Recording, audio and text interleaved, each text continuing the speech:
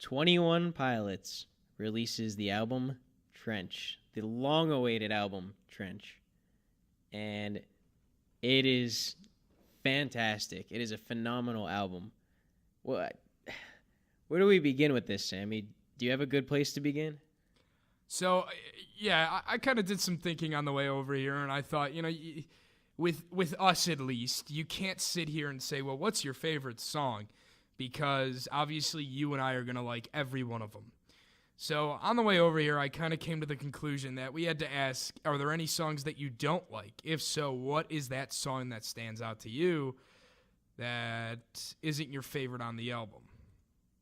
So Yeah. Go ahead. You can start us off. I mean, what is there a song out there that just is to you off of this album?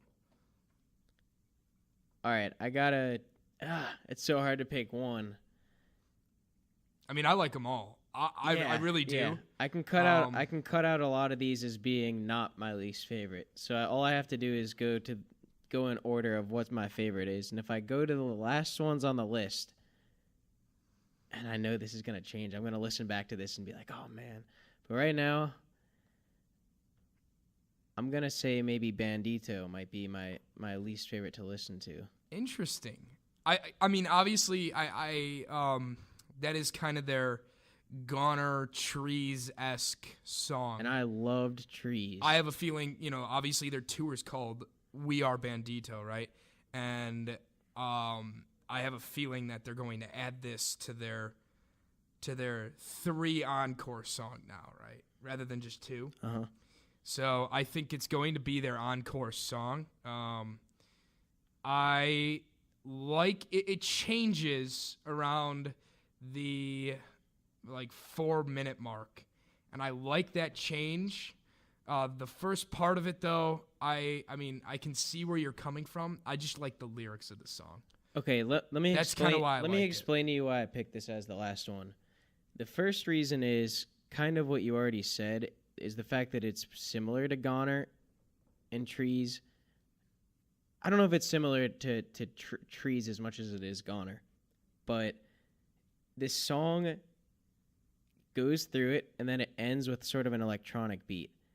It starts real slow and then it ends with this electronic beat, and it seems really unnatural to me. I don't like the way that it feels when it jumps from the slow to the electronic. See, that's interesting because I thought it flowed nicely.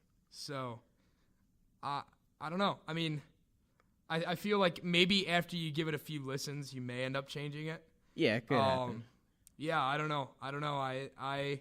I like that song. I'd say my least favorite on the whole list. Initially there was 4 singles for this album. There was Jumpsuit, Levitate, My Blood, and Nico and the Niners. And initially I didn't like Levitate at all. I didn't like it as a standalone single. I think that was a mistake releasing Levitate. Yeah, it was surprising given what these other songs turned out to be that they chose that as a single. Yes, one, it's so different, right? It's almost like Pet Cheetah. It's so different than the rest of the album that I don't know if it was necessarily, I don't know if they should have released that song. I also don't think, obviously it's supposed to be viewed as one song with Jumpsuit. It's not its own song. It's not. And I think that kind of, I don't know, it was not good for a standalone single. So that's why initially that was my least favorite. But once the album was released, I really started liking the song.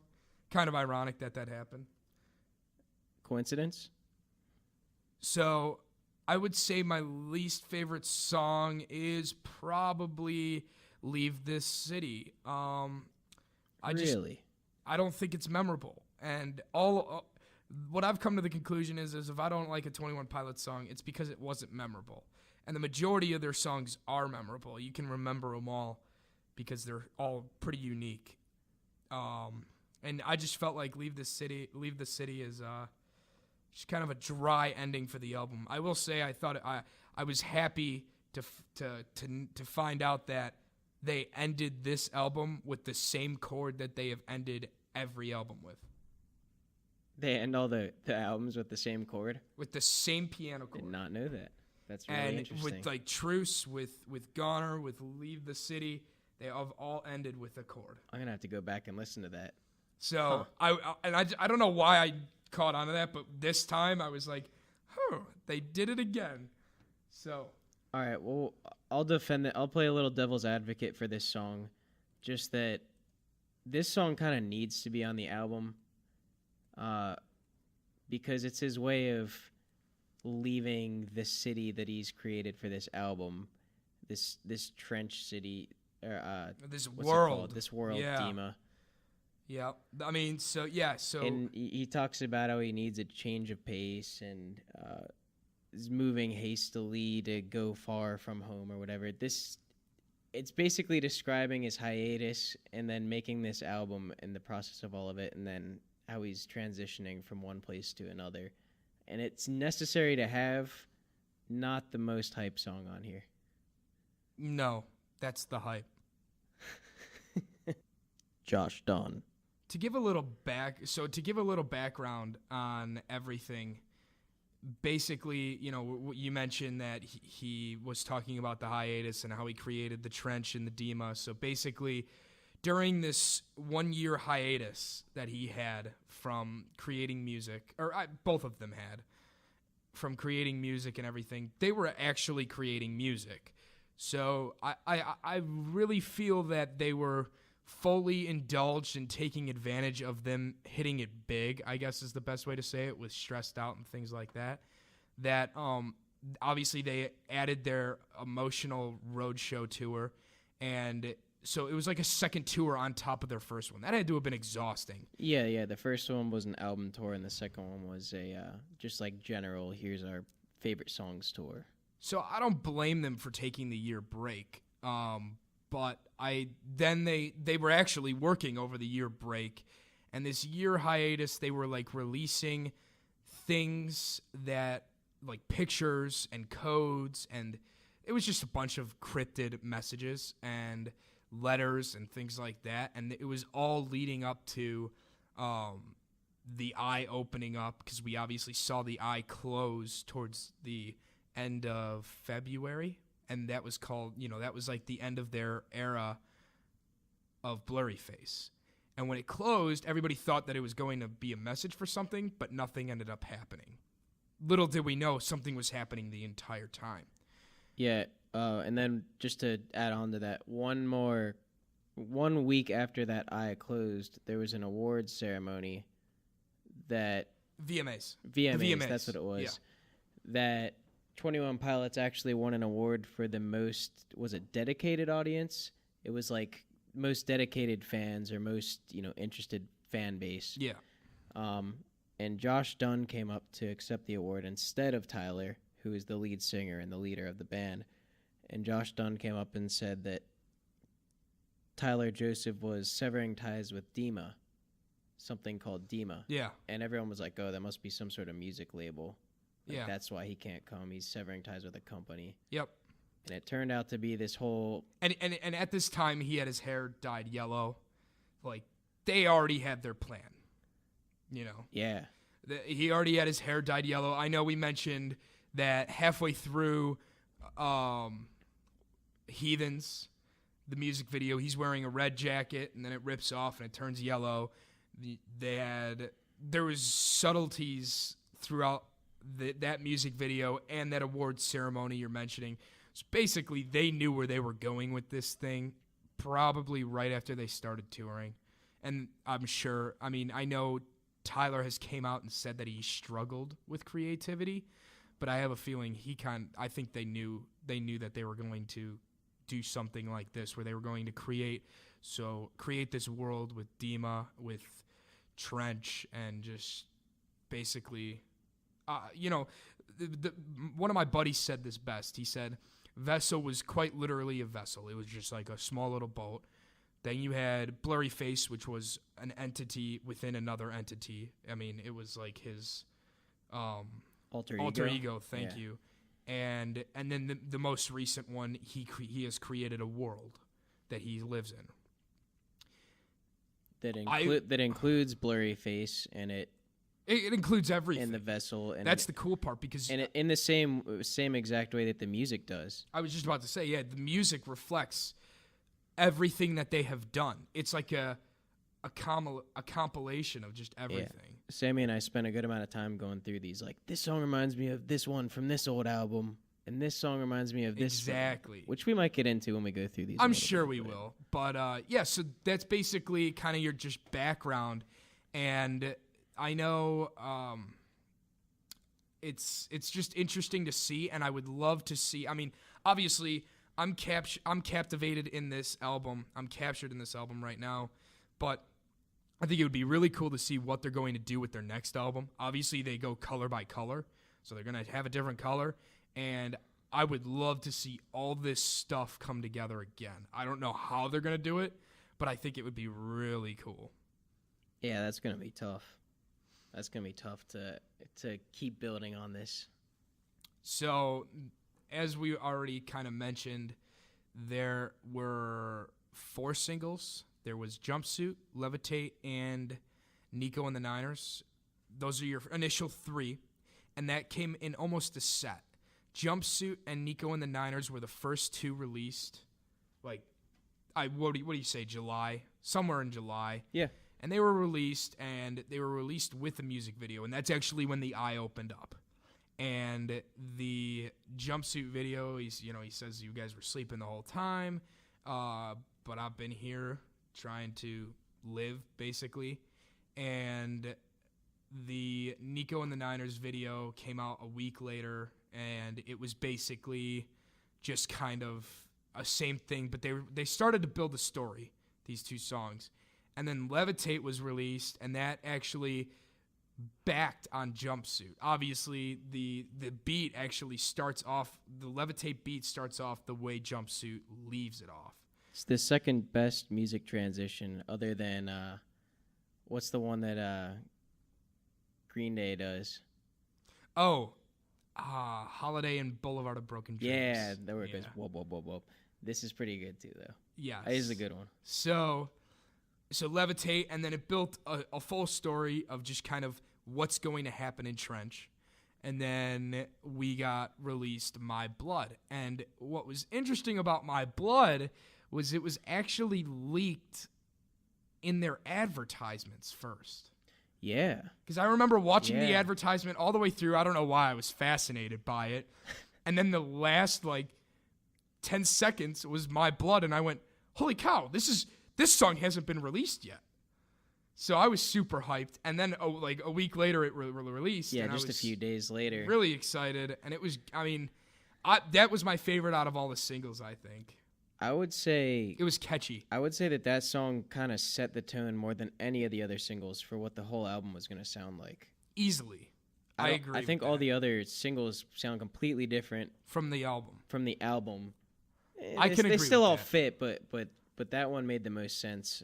My Blood, to fit the whole entire album. And then the My Blood music video was just released this past week. What do you think? I think they Fight Clubbed us, is what I was saying to Sammy about this music video. So true, though. But I loved it, though. It's a good video. Yeah, it follows the path of. Is that supposed to be a kid and his brother? I assume. Yeah, it's a kid. It's a kid and his brother that he kind of. It's right after his mother's death, and he creates this person who is his brother that I think he envisions what he wants to be as. And I think he's kind of living out these 2 personalities of him being insecure because of the death of his mother, but also living out this rebellious life. And then you come to find out, full story, no spoilers, you come to find out that, he is actually playing both of these roles. So it was good. I would recommend watching it. It's the first 21 Pilots video where 1, Tyler and Josh are not the main characters, and 2, there's an actual story that is comprehensive. Yeah, because Tear in My Heart sort of had a video, but it didn't exactly make sense. That would have been the next closest one, maybe. Yes. Yeah, I agree with that. but a lot of these videos, I feel like they're all cryptic messages. And Do you remember their old don't know. House of Gold video that was just them performing, but their bodies were cut off? I You don't I remember think seeing that? I think I've seen that. The one that stands out to me is the Guns for Hands video where they're just wearing the The Fortnite ski like masks. skeleton thing. the skeleton thing and then the ski masks. Like that stuff stands out, and I'm sure it's all, everything had a message there. It was all foreshadowing to whatever, but this one had a story to it, and I think that's what made this one stand out more to me. I watched the premiere, and it was something else. People were talking a ton beforehand. There was a countdown, and then when the music video started, everybody shut up. I've never seen that before. It was the weirdest thing. Like, normally you get people in the feed that are like commenting here and there. It was like silent in the comments until the end, and then everybody blew up again. So it was kind of interesting to watch the live stream of it. So what do you think we should do next? Do you think we should just do Well, I kind of want to overview? I kind of just want to, yeah, before we even do that, I wanted to say which songs on Spotify top 50 sort of seemed to hit, the mainstream, the ones that people thought were the best, because our opinions are a little bit different than the popular opinion necessarily is. So currently, as we're recording this, and this is bound to change, I would guess it would go higher, but we'll find out. I think the whole album is going to get higher eventually. Yeah. It's currently up for Best Album of the Week. I mean, that and the Lady Gaga album are up for The best of the week. The Best of the Week, so. I think Lil Wayne's album was still up for like best of the year, which I mean, I can believe that, though. We'll see what happens with that. But right now, the number one song for the popular vote on Spotify would be Morph, which is at number 35 on the charts. That is stunning to me. That's just so surprising to me. And like everybody it's a I talk really to, good song though. I listen every time I listen to it, I love it. But everybody I talk to, I'm just stunned with how much they love it. I don't know. Yeah, I like how it sounds like a video game almost to me. It sounds like an old like 8-bit like Game Boy game where it's like do do do, and then I don't know. I love the way that they incorporate that in with a pop beat, and then it's ironic you say that, or a coincidence you say that, because his whole studio in his basement, he has video game characters surrounding him. They're like little pop heads or whatever. Yeah, I once watched a video of him saying how they always make jokes about like who inspires their music, but one of them that he said was Donkey Kong Country 2. I kind of believe it. I can totally incredible. believe that. And he like, if you see what he surrounds himself with, he's literally surrounded by Nintendo things. He has some. It's very interesting to see his studio. I don't know why he has a studio like that, but yeah, I just think it's funny you mentioned 8-bit video games for that song because he pretends to be all depressed his whole hiatus. He was probably just playing video games and happy the whole time. That's so true, right? The second one on Spotify is Chlorine at 45 on the list out of the top 50. So that's not very high up. But I don't know. That doesn't surprise me at all that it's high up on the list. I mean, that's my favorite song on the album, I think. It's mine too. It really is. It's I just so love good. It. The composition so of that good. song, it moves in a way where it flows.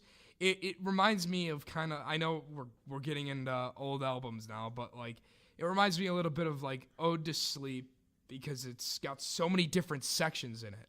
Yeah. But then it also reminds me of stuff from their, like, even older than that, like March to the Sea or whatever.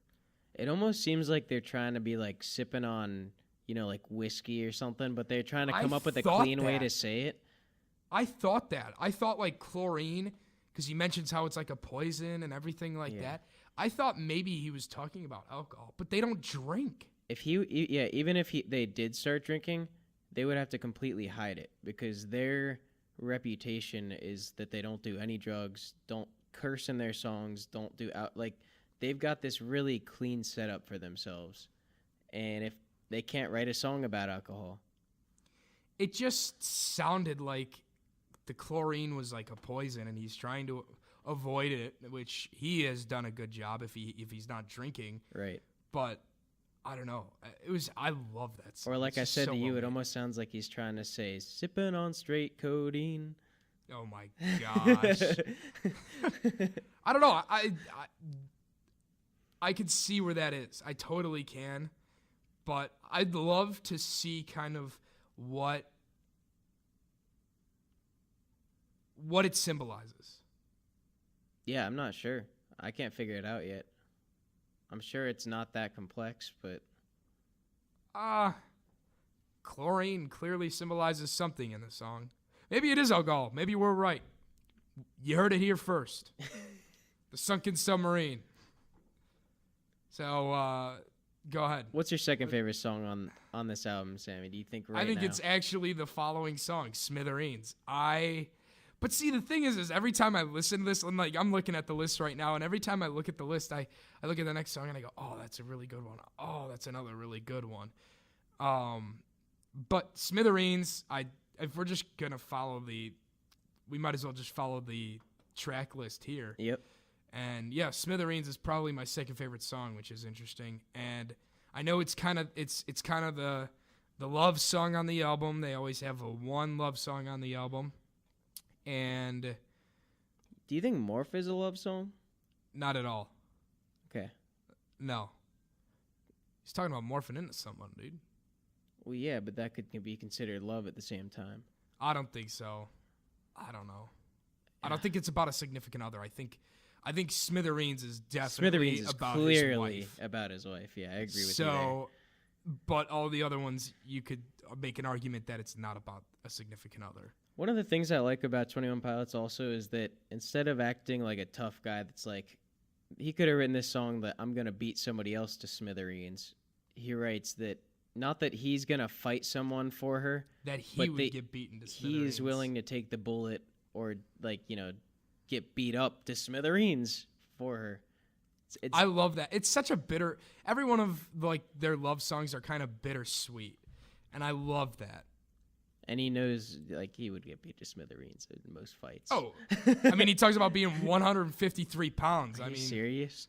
so obviously, yeah, he would get smoked.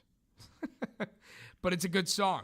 Speaking of dying, Okay, we're going to the next song. So, Neon Gravestones, when I first heard this song, I got the goosebumps. And now I'm on the 200th time hearing this song, and I still get the goosebumps. What do you think about it? when you first told me that this song was like one of your favorites, it gave you goosebumps, I was like, I don't know if I get it. And then when I had a moment to really sit down and listen to it, it hit me hard. Because, okay, this is a deep song. This song is about suicide, just straight up, and how to not glorify it. It's got, he makes so many good points in this song about It's so well written. It's so well written. how every time that somebody commits suicide, you almost glorify what they're doing because you talk about how great of a person they were, which is, it's so weird to say that that's not necessarily a good thing to do, but someone else might look at that and say, think, now I want to be recognized. yeah. Yeah. So this song addresses that issue in a really cool way. He never actually says what he's talking about. It's implied that it's suicide, but he never once says that that's what it's about. I don't know. No, he doesn't. And I think that's a really cool way of writing. And then to even end it with the paying homage to old people, all that, I think, just put together into a song, honoring them for living out their life, regardless of how hard it got. And I don't know, it was just very well done. And it's something that I think it's an issue, and he even says this in the song. He says it's an issue, and he's happy that it's being talked about, and maybe even beating the stigma finally. But there's still a lot of problems with it, and that's where he's focusing on. And I think this song Obviously, every one of his songs are real, but I think this song may be one of the most real songs out there. I mean, he is so sincere because he's somebody who has suffered from this. Just the depression and everything leading up. Yeah, and I'm sure plenty of fans come up and tell him how much his songs have helped him, like Yes. Guns for Hands and Yes. plenty of songs like that. And I just think this was so, from the bottom of the heart, his writing. And he was so sincere when he wrote this because he wants to help people. And he also can relate. And I don't know, it just felt serious. And I even at one point, I think there's like a breakdown or a bridge where, he says, if I lose to myself, don't mourn a day and just move on and find someone else. I personally felt like that message was towards his wife too. I just think he was, I don't know. It was so sincere that's where I thought he took it. Yeah. And it seems like something that would really resonate with somebody going through that to Yes. reconsider. Yes. I feel like it's a way believe that. to reach into what they're feeling and say it directly to them. So it was a well done song, and plus I liked the eerie synthesizer in the background. I loved that for that song. Yeah, I was next to a cemetery the first time I heard it, and I was looking over it like, oh man, neon gravestones. I hope I don't go there anytime soon. Yeah, exactly, exactly. But he's definitely always talked about respecting older people and the path that they've paved, like he says at the end of the song, because Vessel, he's got his grandpa on the album and Josh's grandpa on the album. So Plus, he was always very close to his grandfather. I've read up on that a little bit, and he was always, his grandfather was like one of his best friends. So I think that's kind of where he was at, and he lost his grandfather recently.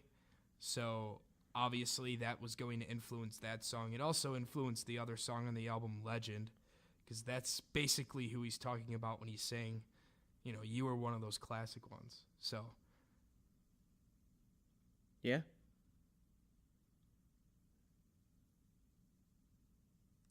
the next song on the album is The Hype. Okay, this one, you said that Smithereens was your second favorite. I say The Hype is my second favorite. I love this song. I can see that. Love this song. It's The Hype. It hypes me up. I like that it has a great tune. It's got a great ending with ukulele, and they cut out everything but the ukulele and the drums for a little bit. And I love the mixture of those two together. I've just always thought that they'd nail that. It reminds me a lot of My Chemical Romance, the way the song is structured. And there's two songs on here that to me sound like My Chemical Romance. What's the other one? I can't remember which one it was. It might have been Cut My Lip. Cut My Lip. That's Yeah. exactly what I was going to say. I thought so. But they've made it obvious in the past that My Chemical Romance is a influence of them because they made the song Cancer, which was a cover of a My Chemical Romance song called Cancer. True. So obviously that's an influencing factor of the way they've written songs, structured them, and sing them. And My Chemical Romance is really good. Yeah, we're not complaining by any means. No. I know I'm not. Like, I love My Chemical Romance, so I'm not complaining at all. So yeah, that's The Hype. The next song on this list is Nico and the Niners, which we've already kind of mentioned because it was a single. Do you have anything else to add to that right now? Tyler's bad with directions. East is up. Watch the music video and then go halfway through and realize that everything's really serious, and then they have a great moment between the two. True. Yes, a handshake they share. And it's a throwback to a different handshake that they've shared in a different video. That was a little popular. Just a little. And the other thing about this video and song is that if you play it all in reverse, there's some like hidden messages in there. It's kind of interesting. Yep. So We Are Banditos, it says. Yeah. I forget what some of the other ones were. Trench, things like that. So that's a cool thing about the song, and that's kind of how it's built. It's built on that beat, so that's kind of interesting to see it built on backwards music. So the next song is Cut My Lip. I had a strong opinion on this the first time I heard it because some of my favorite songs on Blurry Face were like Ride, where it's got the reggae beat, or Message Man, where it has the reggae beat. I think there was one more on there. And so when I heard this, I was finally happy they had a reggae beat on this album. I don't think it's their best song on the album, but it's still, I do like they it though. needed that. Yeah. I mean, they've had something for every one of their albums that's kind of either reggae or just kind of happier tone. Yeah. And this one, it's funny because it's not really happy. He is talking about being bruised up and everything. After getting beaten to smithereens. Also, true.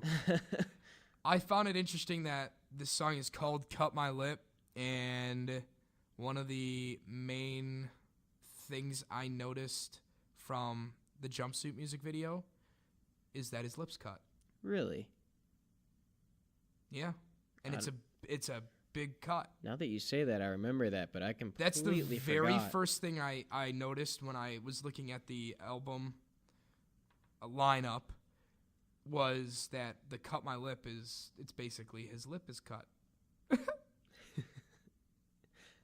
The next one on the list is Bandito, which we said is the name of their tour. And I ranked it as my least favorite, but I'm a bandito. It's a good song. It really is. It is. And if they close the concert with that song, I won't be disappointed, but I'll be a little disappointed. I'd be a bit because they disappointed. have to close it with Chlorine. They have to close it with Trees. They even did that after Blurry Face. They'll close it with Trees, but they added Goner into that section, They right? did, yeah. They have to add a third song into that section. They're going to. I just hope they have they have a section where it goes to their older music. Those are always the best because everyone gathers around. Like he'll sit in the middle on a piano and people gather around And not everybody knows the songs, but the people that do are super happy. yeah, and They're like, loud. I knew that song. I followed them back when that song was released. So the next song is Pet Cheetah. It is easily the most different song on the album, in my opinion. That or Levitate. It's so weird. I have a pet cheetah. I named him Jason. Statham. Statham. I don't get it. I don't understand anything about this song. It makes no sense to me. It is about his writing. I know that. It's about his writing and being basically alone in his basement all the time. I think it's interesting. It is so weird. It's just different. I don't hate it. It's just No, it's a cool beat. very different. Even the very ending is almost more of a, isn't it like chanting at the end a little bit? Yeah. It's a little and it's just Pet strange. Cheetah. That's all he's saying. It's Yeah, odd song. very weird. I like it, though. This is the ones where I get worried about the fact that they don't do drugs. Like almost every one of the songs on a lot of their Blurry Face album were like that. And then the next one on the list is Legend, which You were one of those classic ones. we talked about how he's talked about his grandpa being close to him before, and this one is actually about his grandpa. I wish she knew you. Yes, Who died over the summer. indeed, and it's an interesting song just because it's a happier beat, and I like that. You like that? I love it. I like it a lot. Speaking of what you just said there, we got to find, maybe I can play this on the next podcast. I have this clip of when Sammy and I Yeah, you pretty know, much had first become friends, and he sent me this long voicemail about Blurry Face coming out. it was right after Blurry Face was leaked, and I go, "Have you listened to it yet?" And I called him. We didn't even know if we were going to be successful as roommates. If I was able to find that, I'll play it right now. If we can do that before we upload this, but I was it'll probably thinking be on about- next episode. I was thinking about using that as a lead-in to this whole segment. Just be saying, "Yo, did you listen to the album?" It was hilarious. We'll give that to you at some point. Yeah, definitely. We have to. The very last song is "Leave the City," which Sammy deemed his least favorite song. He doesn't even like the band anymore after this song. Yeah, you're right. I hate him. It's just bland. That's all. That's my only thing about the song. It's bland, boring. Just, I don't know. I felt like they didn't. It was like they were tired. Yeah. Like I said, I think they needed to have it on there, but we'll leave it at that. Is that the end of this review? Do you have any final thoughts you want to say about this album? I'm curious to see where this album's going to end up. I'm curious to see if people will end up liking this album after listening to it a few times. I would love to see if people deem this album worse or better than Vessel, worse or better than Self-Entitled, worse or better than Blurry Face. I just love to see where it's going to be ranked amongst all their albums. I'm going to be honest. I don't know. I expected it to make like way higher spots in the charts than it did. And I know they're no Lil Wayne, but I really expected him to make it higher on the charts in the first week. Not many alternative bands do get up there, though. I mean, you got to think about it that way, because alternative music it's there. Everybody likes it. It's just it's not played a lot. Also, you got to know where your audience is currently getting their music, and a lot of rap people go to Spotify. Yeah, That's why Drake and Wayne and Eminem, those are your guys that are always going to be up at the top. But I just don't think of them as a alternative band, even though they're classified as one. I think of them as a pop band through and through. I wouldn't say pop, but I mean, I guess I could see where you're coming from. This album album was brings funk. them into the more alternative side of things compared to Blurry Face, which was mostly pop. Blurry Face was mainly pop. I think their Vessel and their Self-Entitled were both alternative. This album, I think, varies on the verge of alternative and the verge of funk. I just love like how funkadelic it is. Down from the beat to his vocals, everything. 10 out of 10.